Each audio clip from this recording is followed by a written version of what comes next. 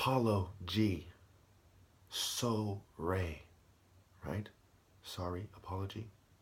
Apologize, Apollo, guise, trickery, facade, presentation, bitches.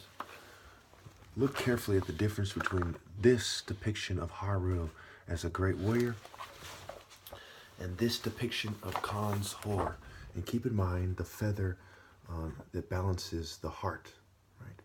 Heart must weigh light as a feather is one way to look at it. Light temple, heart must be light as a feather. Okay, there's no balance with the dark side. Light is a feather floating through the air, the sky walker. Walking through the air is a feather, the footwork of the martial artist. So the feather is removed from the halo. Okay, halo. This guy's not O, is he? He's some kind of disruption in the force, so to speak. And that is where the divine order is concerned. This is a Roman depiction, or excuse me, a Greco-Roman depiction, just the Ptolemies, right? Ptolemy the 8th Euergetes, right? Ptolemy the 8th Euergetes. Some people are the 7s, they can eat the 9. Some people aren't, okay? Notice how Khan's whore and so on are depicted, right? This is the temple. Basically, this has to do with Khan's whores, no matter how you slice it, okay? Also notice the face where the scepter is, okay? It's been disrupted, and there's some kind of evil face there. I don't know how well you can see it. And it's looking at the belly of the beast. Okay, so now let's talk about apophis, apep, right? This is a kind of European or Greek translation of apep, and backwards it is Sophie Pay, P-A with pay, a sound. Sophie for Sophia, okay? Sophie A, Sophie Pay, Sophia. Apophis, backwards. Baphomet, backwards. The time, a fib. Baphomet. Do the wordplay, do the good spell. The goat of Mendes, man dies, right? For some kind of gender neutral bullshit. So everything that most of you have been taught is a lie because it is a half truth. There's just enough truth in there to keep you going, wow, that's cool, to make you feel good about yourselves and to feed into your complex, okay? And who told you the lies and why? Who's trying to placate Apophis, right? Who's trying to worship him and take that route and why? And what kind of symbolism do we see and why?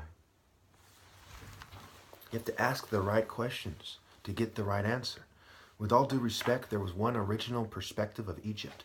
You have to put things into its context, its original text, and look at how life played out. At the end of the day, the Chinese became communists.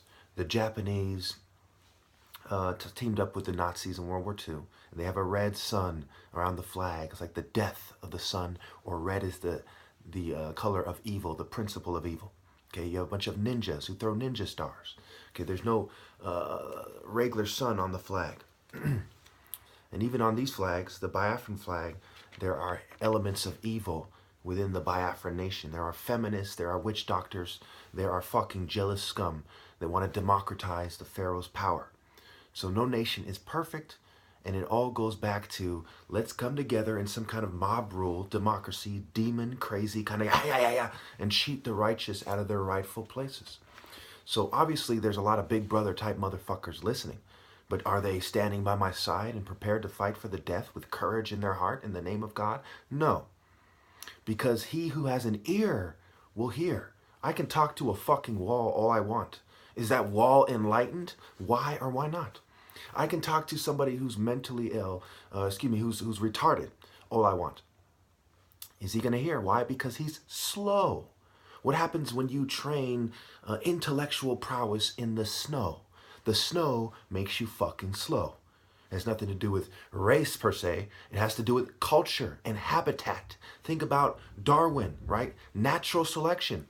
If you're in the snow, you become a fucking snowman type motherfucker, right? And of course, some people celebrate this.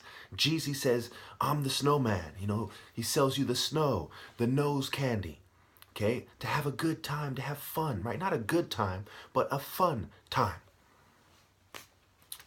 All right, so let's just make this short. Let's see part 2.